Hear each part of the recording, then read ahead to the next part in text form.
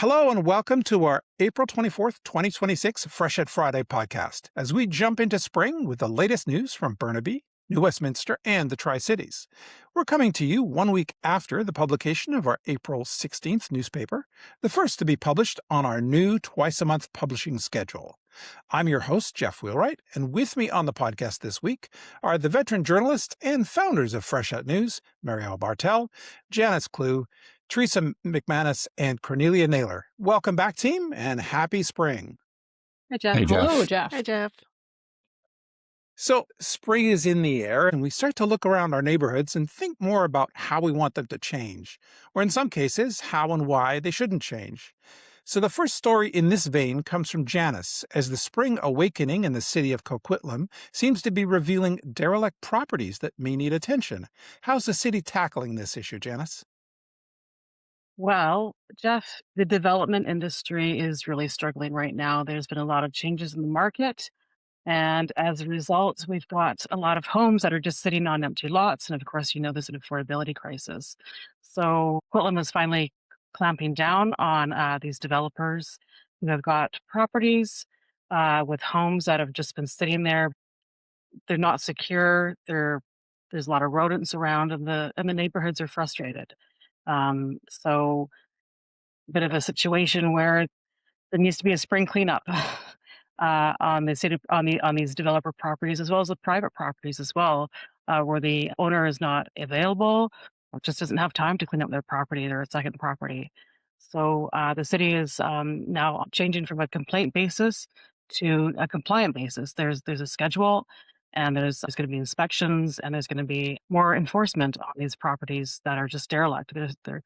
They're unsightly in the neighborhood, and they're boarded up. And sure enough, God bless local media. As soon as we wrote the story, somebody called me up and said, we've got one right beside us, and they're going to be contacting the bylaw officers to make sure that this property is also taken care of, because it's such an eyesore in the community. Yeah, well, in addition to being an eyesore, it must be, I guess, that somebody's making a bet that, okay, they're going to have to pay probably the speculation tax, and that they're probably having to pay taxes to the city, et cetera, and getting nothing out of it if it's vacant and abandoned. But just accounting, I guess, on the rise in home values. And as you say, that's not happening right now. Well, there's no rise in the home values right now. There's a chill on the market for sure. And basically, there's 38 properties in Coquitlam that they're really going to be looking at quite closely. If there's no compliance, then of course there's a lot of ticketing per day, and then there's the city moves in and tears it down, and then bills the property owner on a property tax. So is there a period after which they can go in and do that cleanup? So is there like a notice period that they say, okay, this is judged to be vacant and not safe? Yeah, it says 30 days. Yeah, but that's the worst case scenario for this. Right, right. Okay, well, thank you for that, Janice. So now we're going to turn to Burnaby, and there are some budget issues there. But the budget issues there, I understand, are how to support and celebrate some of the rich diversity of the city, including Burnaby's Koreatown. But Cornelia, do you want to tell us about this? Well, there are kind of two parts to this story. So one part is the Koreatown sign and banner project. It's Koreatown, for those who don't know, is an area, a cluster of Korean businesses sort of around the Koreatown Center Mall, but also on the Coquitlam side. The Hannon Center, I think it's called, on the Coquitlam side. You guys can correct me if I'm wrong. When was that? April last year. The North Road BIA, Business Improvement Area Association, wrote to the city to request that it put a sign, a Koreatown sign, above the sign for Rochester Street, which is right by the Koreatown Center, to recognize the sort of vibrant community there, a visual, recognition of that cluster of businesses and that community that's been there for decades. And that came back to council in October. Staff didn't recommend doing that sign, but they recommended pursuing other avenues with the BIA, including banners, street banners, to recognize that area. And a lot of work had been done on that. But then there was a hitch. On Thursday, last Thursday, the North Road BIA lost its funding because more than 50% of the businesses in the area didn't support the renewal of its bylaw. So this might be a bit of inside baseball for BIAs, but I didn't know how they worked, and I'm kind of a nerd, so it's fascinating to me.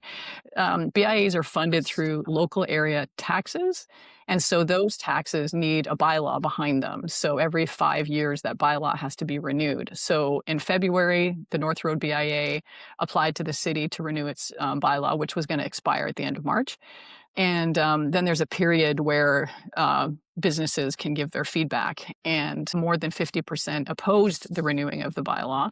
And so city council is compelled not to put that tax in place. The city doesn't really fund the BIAs. They just kind of collect taxes from the area businesses and then give it back to the BIA so that they can do revitalization projects and that sort of thing, such as the sign project. So now, why did the businesses oppose this? I asked June Park, who is the executive director of the North Road BIA, and he said he was shocked. He said he was shocked. He felt that there might have been some sort of a political campaign against the BIA based on some resentments over competing projects, such as the sign project and competing festivals in the area. One at the Koreatown Center is called K-Day, and then there was another Kimchi Festival that was quite popular, and North Road Festival put on by the BIA, put on by different organizations. So he thought maybe there was some campaigning going on against the BIA as a result of that. However, I asked Michelle Kim, who is I'm really getting into the weeds here maybe, but I asked Michelle Kim, who is the owner and manager of the Strata Management Company for the Koreatown Center, and she said local businesses rejected it because the bylaw came with a massive, what she called massive increase in the rates. 35% in the first year, and then 4.9% every year after, for close to $1.76 million over a 5-year period. She said that local businesses were struggling, and this wasn't a good time for that, and that they also felt that they hadn't seen enough visible activity or communication from the BIA to justify that kind of an increase. June Park rejects this. He said that the BIA has been very active, points to the sign project as evidence of that, and the popularity of festivals they've put on in the Lougheed Town Center or Lougheed Mall area. What this all comes down to is that the sign project, which is what we would see in that area and be aware of, has been put on hold, according to staff. June Park says that there might be, the BIA says that there might be other avenues. He is involved in other Canadian associations, and said they might be able to fund it, but the city would need to be on board. Last thing I heard at City Council is that they are putting it on hold. Some of the councillors raised concerns. They said that it takes a very long time for a BIA to get up and running, and they're not sure what this BIA will do without the funding, the major funding that they get from those taxes. So very interesting little tutorial on the workings of BIAs. And if you were waiting for those Koreatown signs, now you know why they're not there yet. Oh. All right. Well, thank you for that, Cornelia. Much appreciated. Hey, thanks for listening. And in Port Moody, I know that funding's also having an impact on development. And Mario, you wrote a story about that this week, detailing how the twin threats of higher fees and that slower housing market we were talking about earlier are impacting growth. So what's the inside scoop on that? Yeah, as Janice talked about earlier, this is something a lot of communities are facing right now. The economy is slowed down a bit, especially for housing. Prices of condos are falling, and a lot of these projects that have come around in the last couple of years and got approval and are maybe beginning preliminary work or still in pre-sale stage are running into some difficulties. And this issue in Port Moody really sort of burbled to the surface a few weeks ago during committee meetings. They were talking about development cost charges and amenity cost charges and what the city should be doing to bring them in line with neighboring communities. And I started watching the meeting, and frankly, things that involve acronyms kind of caused my eyes to glaze over. It was a 5-hour meeting with other issues involved as well. So I kind of put it aside for a bit, but, always meaning to get back to it. And then suddenly something blew up on one of the social media community social media pages, whereas the mayor, Megan Lackey, said at one point during the committee hearing that PCI Developments was pulling the plug on its project right next to the Moody Center SkyTrain station. This is two 39-story rental towers with a commercial and office podium on the ground on down below. I think it's 2 stories, and including a grocery store, a big community plaza that's right at the entrance to the SkyTrain station. A massive project. These would be the tallest towers in Port Moody. They would be the skyline of the city for, and site work has already begun. If anyone's gone down to the Moody Center SkyTrain station, you can see the fencing there, and they're digging up some of the property and getting it prepared. It also includes daylighting a creek. So a lot is at stake. And I thought, whoa, when I heard that. So I went back and watched the meeting and started, dutifully taking notes. And it's a complicated issue. The DCC, the system has all changed since with new provincial housing legislation, and at one point they were discussing increases through the charge from the city of 167%. That was a staff recommendation, and the week following there were letters released from in council that the council had received from several developers saying they couldn't abide by this. So I was starting to put all these pieces together and trying to think, well, what's, I think if my eyes are glazing over about DCCs and ACCs, probably most readers are, unless you're a real council geek. But now we had something a little bit meat on the bone here. Developers are worried. They've got a lot at stake. They've invested a lot of money. There's some huge projects in Port Moody. The Inlet District project by Marcon has already undergone one major change that they requested to make their project more financially viable, and they just went to council the other week with another big request to convert one office building into a condo or into a rental building, and to increase the height of one building from 6 stories to 35 stories. So some pretty big changes in the works there. Again, and they were saying, we have to make this financially viable. If the city wants to achieve some of the amenities it's expecting from this project, and which it based its approval on, such as a pedestrian overpass to the inlet of SkyTrain station, it has to, the developer has to be able to make that financially make sense. And so now all these pieces were coming together. So I reached out to the mayor and asked her some questions about this. And I also reached out to PCI to get clarification, because, pulling the plug on two 39-story towers that went through at least a couple of years of major discussion at council and public hearings and community outrage and community acceptance and people looking forward to getting a grocery store. That's a big story. PCI did get back to me and said, well, they're not pulling the plug. They're reevaluating the timelines of things. I went by the site the other day, and it's not as busy as it was before, but there's still work going on. So they're clearly facing this pressure to kind of make the timelines match when the market will sustain the cost of building these buildings and the return they'll get on it. And I think this is happening in communities all over the place where, especially in the Lower Mainland, where the provincial government has issued housing mandates to a lot of communities and said, you have to build so many units of housing in the next 5 years, and now you have to report to us every year. And now that's running into market realities where projects aren't going ahead or they're just being put on a slower pace because the market can't sustain. They can't. The pre-sales have slowed right down. The days of lineups around the block for a new condo development sales center opening are behind us now, for the time being, at least. So yeah, everyone's wrestling with this. So Port Moody Council decided it was put its own charge on hold for now. They're going to look at the implications of what they decide a little bit deeper, get a staff report back, and then they'll go from there. So I would imagine that's also going to have an impact on their own budgets if they built that charge into their planning.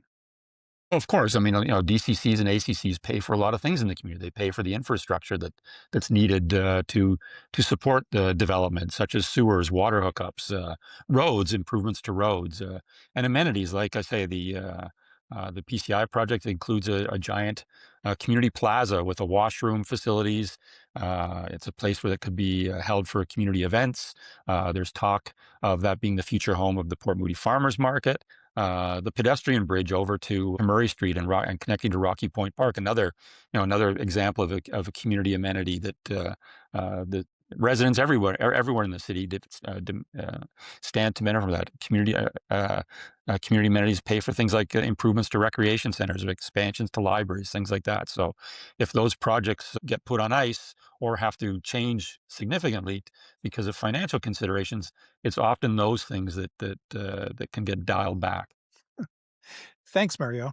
Of course, many of these issues land in the laps of local elected officials as they grapple with budgets and they grapple with all the changes that are happening in our communities. But this year, we'll all get a say in who those officials will be as we head into fall elections. And even though the elections are more than 5 months away, campaigns are already sprouting like spring flowers. So let's start this discussion in New Westminster, where Theresa has a story this week about the New Westminster Progressive Party moving closer to finalizing their slate. Theresa, how close are they, and what are the issues they might be running on? Well, the New West Progressives have one more candidate to announce. On Tuesday night, they announced two school trustee candidates. Both of the New West Progressive incumbents, Danielle Connolly and Kathleen Carlson, will be seeking re-election. And so they did that at their spring fundraiser, which by all accounts was sold out and had about 150 folks attending at a downtown restaurant. And so with that, they have now, the New West Progressives that is, have announced their full council slate. So 6 candidates for councillor, Daniel Fontaine for mayor, and they have now named 6 of the 7 school trustee candidates, and I'm told that the 7th will be coming shortly.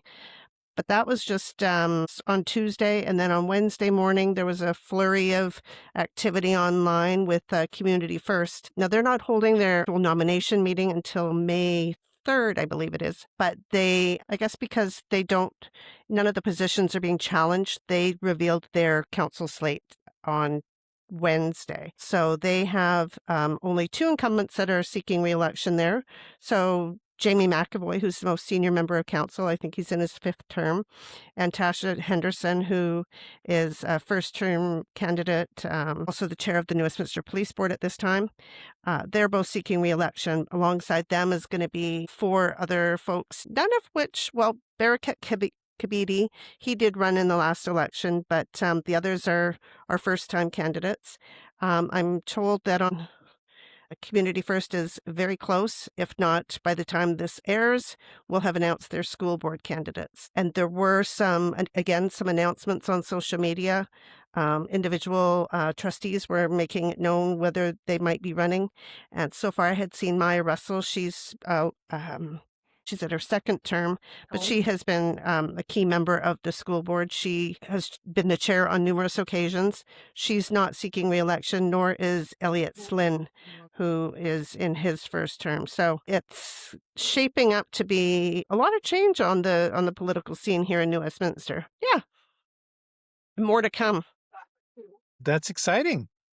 And I know it's not just candidates that may be new to voters this year, but also election processes. Theresa, you recently wrote that New Westminster was going to have a new Super Saturday, advanced voting day. And I'm assuming that doesn't mean that you have to turn up in a superhero costume to vote. So tell us why it's called Super Saturday and what that's actually all about.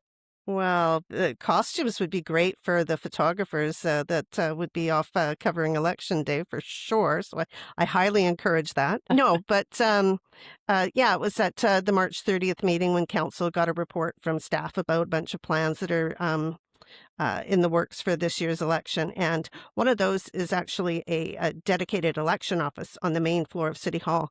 And so personally, I think this is a great idea. Folks can go there and they can get everything they need to know about an election, whether it's a candidate inquiry, if they need to know where they need to go to vote, how to register, all that sort of stuff.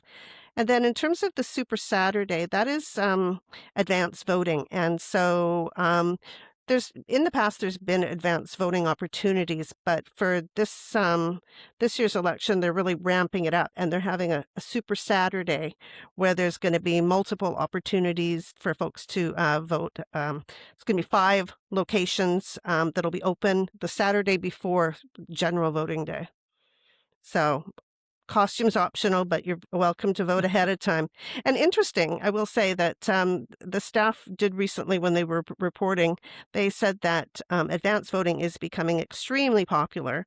And in fact, in 2022, the 5 advanced voting opportunities were provided over 3 days, and 26.62% of all votes cast for that last election were at advanced voting. So more Wow. than So, one in 4. Yeah. wow, that's impressive. Okay, well, now we're going to turn to Freshet 911. And in our Freshet 911 segment this week, we're going to talk about local interactions with emergency services. And Janice has a story about how some teenagers in Port Moody learned why the trunk of a car is not a smart place to be a passenger. I'm very keen to learn more, Janice. These were not teenagers. I want to be quite clear about that. These are young adults between the ages of 18 and 20 who stuff themselves in a vehicle and decide to get drunk and drive the vehicle. And one of the passengers was in the car trunk, and they were caught by a police officer going up Clark Road, which people in Port Moody will know as Snake Hill. So it's kind of curvy like this, and the lights went on for the police officer, and the car dipped into a side street and crashed into some hedges. And sure enough, the airbag went off, and the car trunk was popped, and somebody came out. Police were not very happy. As a reporter, this is a great story. You just love these kind of stories. As a parent, I tell you, I wouldn't want a phone call. This is quite dangerous. The driver, he was a male from Coquitlam. He failed his roadside alcohol screening test, and he now faces a lot of charges under the Motor Vehicle Act. And he's been banned from driving for a little bit here, hopefully for a while. Police said this vehicle had more occupants than seats, and it certainly could have been far worse outcome. We would like to remind the public to always plan a safe ride home. There are so many options available, including public transit and ride shares. This happened last Saturday at 4 o'clock in the morning, and it did wake up the residents in the home, and it did damage their bush. So lesson learned, hopefully, for six young adults. Well, and I'm just glad everybody sounds like they were okay. And as you say, there's some great lessons there for us all. Can I just jump in here with the New West crime Please. story, Geof? Yeah. The New West police received a couple of calls on Tuesday. One of them, someone came to the front desk and said they had seen a man just across the street on Clarkson Street who appeared to have a gun. And then the 911 call came in and reported the same thing, a man fitting the same description with a handgun. And so the police called their drone into action and flew it over the site where the man could be seen. And they zoomed in and discovered that it was a lighter that was shaped like a handgun, which they strongly advise against. And they noted that the use of the drone avoided what could have been a much larger and higher risk police response. Because usually when there's handguns involved, the ERT will come out and there is a big response. That's when folks will often see officers in camouflage running around their neighborhoods when there's a weapons call. And Sergeant Andrew Lever does say that the handgun-shaped lighters are continuing to be a source of calls to 911. In this case, the fellow handed it over to the police. But I will add really quickly that if you want to see the drone footage, you could go to the New Westminster Police Department's website because they do have the actual footage on their news release. Wow. So I'm wondering, why would you have a lighter in the shape of a handgun? It's cool, Geof. Oh, I've never been cool, so I would not know. I've been told. Oh. I've been told it's cool. Really? No. I don't know. I also have never Circles been you cool. moving in there, Cornelia. Sure. Wasn't there also a 911 thing at New West Secondary? Oh, yes, there was. That was another interesting call that we had. The police were called to New West Secondary School. Social media was going quite wild with some of the theories of what was happening up there. There was all sorts of comments that somebody had been shot. There was reports of a naked man with a shopping cart going in the high school. was apparently an altercation between some young people. The district did not confirm to me whether or not it was inside New Westminster Secondary, but it was on the grounds, most certainly. And by the time the police got there, they were called. And when they got there, the groups had already dispersed, but the investigation was continuing. But the school district was very quick to say that there was no shooting at any time. So. What about the naked man with the shopping cart, though? No, apparently there was no naked man with a shopping cart in the school either. Very creative. You gotta love social media. Well, see, this is why we have trusted local news like the four of you. So speaking of trusted local news, Mario, I'd like to hear about some of the sports stories this week. And I'd like to start off with a story of new fame. Do you want to tell us about the very cool thing that happened this month for four local athletes? Yeah, the BC Sports Hall of Fame announced its induction class for 2026 earlier this week. And, usually this press release comes through, you scan through it, and, maybe there's one name. But to have four local names on it, pretty significant. And I always like doing stories like this because, A, I get to learn about some of the people who are in our communities, and sometimes I've already done stories on them in the past. And it's a nice little glimpse into, the rich sporting heritage that exists in Burnaby, New West, and the Tri-Cities, and some of the great accomplishments that have been done by people who grew up there or live here.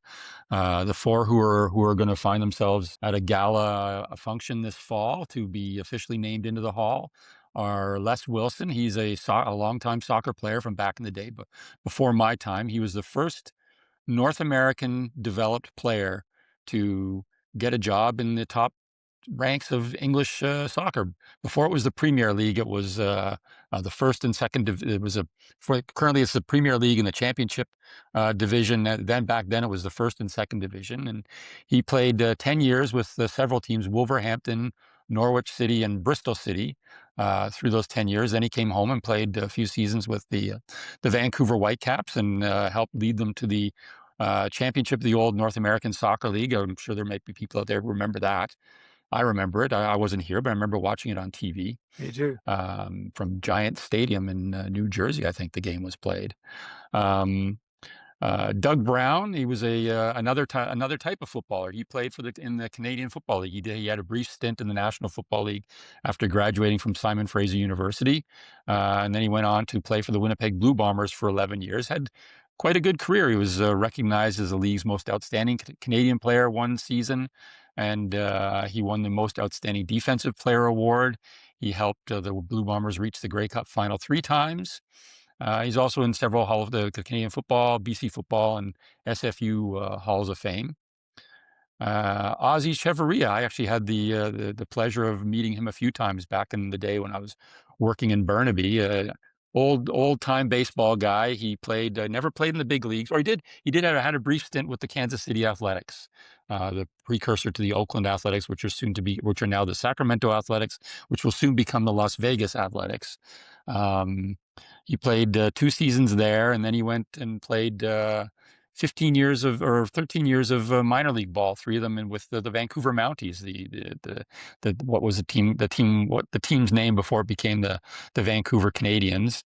And then he went on to a long career as a coach. He was an umpire, rose through the umpiring ranks. Umpired at several big tournaments, including the 1992 Olympics in Barcelona and the 1983 and 1999 Pan American Games.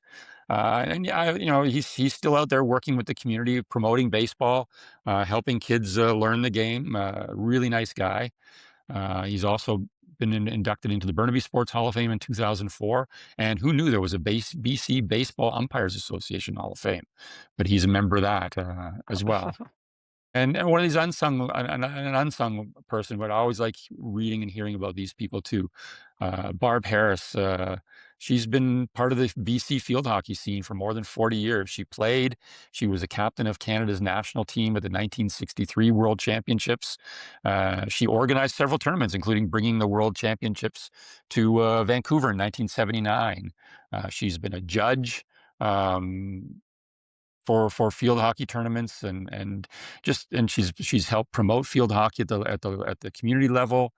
She also oddly enough, helped organize the first BC high school girls basketball championship back in 1957-58. So someone who's very active, and these are the pillars of the sporting community in our communities, and to see them get recognized like this, it's got to be a great honor for them, and it's nice to be able to shine a light on them.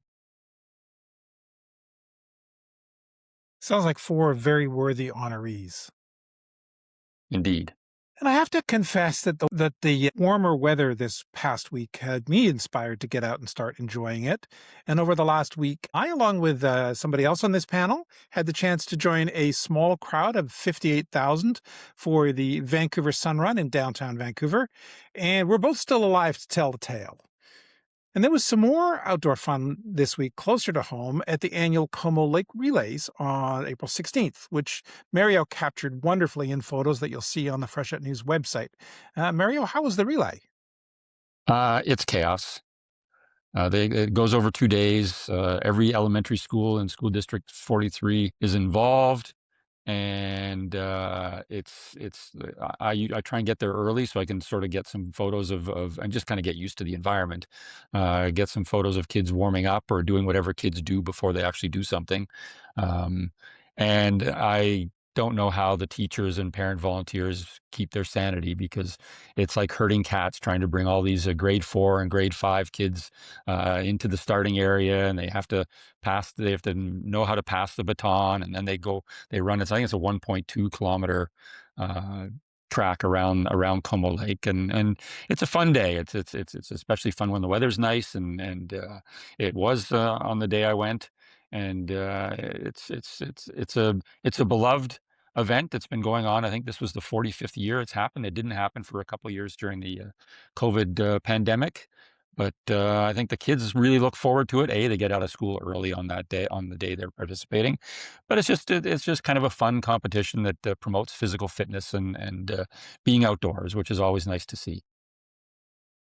What is the competition? I've never been. It's a relay race. They get divided by boys and girls according to grade, and they have teams of 4, and each person runs 1 lap around the lake. They pass the baton, and they get ribbons at the end. But it goes for 2 days? Yeah, because there's so many schools, they have to divide it into 2. Otherwise, it would just be out unmanageable. So they bring half the schools on the Wednesday and half the schools on the Thursday. So it's like Well, now I'm glad we've got that cleared up. So we're going to turn to what's on and look at the weekend and the weekend ahead. But before I start, I have to put in a plug for one of the events that I attended last week, which is still running. It's the Shrek musical at the Massey Theatre in New Westminster. Highly entertaining production by Royal City Musical Theatre that I can highly recommend. And yeah, go see it if you can. Over to you, Janice, for your upcoming event highlights. I just wanted to continue with that and say how great that production was. We went on opening night, and 3 cheers for Tanner Zare and Madison Sim, who played Shrek and Princess Fiona.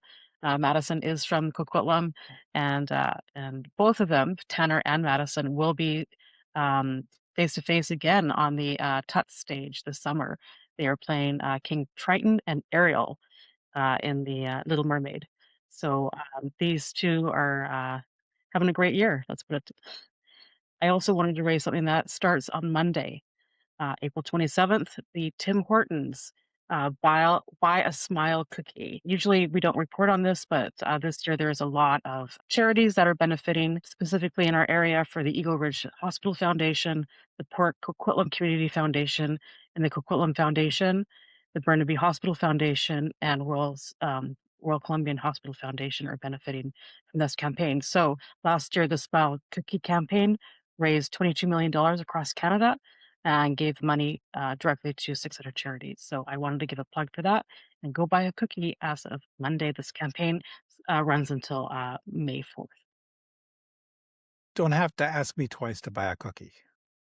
Right. So now I want to turn to our favorite stories of the week. And who wants to start? I'll go. I enjoyed Janice's story about the derelict homes. I have children who are grown and struggle to find affordable housing and that sort of thing. So it's interesting to find out. I mean, we all see these homes that are going to be developed and they're empty. They're standing empty. First of all, I have an urge to go in and check them out on the inside, to sneak in. So I'm one of those people who should be kept out. But second, it's interesting to know how the responsibilities that those property owners have to keep them in good shape. I mean, it'd just be great if there was some way to keep people in them longer before they end up empty. But it's interesting to find out how cities Oh, keep tabs on those properties. yeah, that was fascinating. Teresa, you want to go next? Yeah. Well, the favorite story that I wrote this week was about the Plant a Row, Grow a Row program here in New West. This is one that's close to my heart. And any day that I can go out and take pictures of Claude Ledoux in one of the most beautiful gardens in the city is a good day. Sun shining, even better. And Claude, more than 25 years ago, started the local program here in New Westminster. It's Plant a Row, Grow a Row. And the idea is that folks who garden will grow an extra row of food. And it doesn't have to be a lot. It could be an extra head of lettuce. And then on a Sunday morning between June and October, they will take it to St. Thomas More Collegiate in Burnaby and donate it. And the produce that is collected goes to a couple of causes. One of them is Dan's Legacy, which uses it for Dan's Diner here in New Westminster, which is open Monday to Friday, I believe. And the students that are training there to become chefs, they make delicious soups and stews and other items. And then Ryan's Rainbow, which supports families in Burnaby who are in need, giving them hampers. Anyway, it's kicking off with a drive-through event this weekend, and so that was why Claude and I were chatting. And it is an opportunity for gardeners to go to St. Thomas More Collegiate, and they'll pull into the parking lot. They'll get a volunteer will hand them a list. They'll tick off whether they want cauliflower or lettuce or whatnot, and then they'll proceed. And a volunteer will gather up their seeds or their plants and other gardening goodies and give it to them. It's a by donation event, and it is it's a really great opportunity for folks to support families in need and also get a good start on the gardening season, because I think we all know how expensive it's getting at the grocery store. So if you can get some seeds to get going or some plant starters, it's a good opportunity. So that event for folks that want to go is on Sunday, April 26th from 10 to 1 at STM, just across the border on 12th Avenue in Burnaby. And it's a by donation, cash only event. Fantastic. Thanks, Teresa. Janice? I wrote a story that will appear in the April 30th edition, and it's an art story that I wrote. It's very meaningful because it involves a Heritage Woods Secondary student. She's graduating this year. Her name is Zoe Thompson, and she was tapped to design and paint a mural for the Share Food Bank. And it's very touching because Share is a social services agency that feeds Tri-City residents per month. And the officials had told me that usually somebody comes to the food bank and they wait 2 or 3 times before they actually go inside because it is so unnerving and they're very anxious. And it's unsettling to be in this situation where you have to ask for help. And what this mural does is create a welcoming environment and a little color for the area where you pick up your food.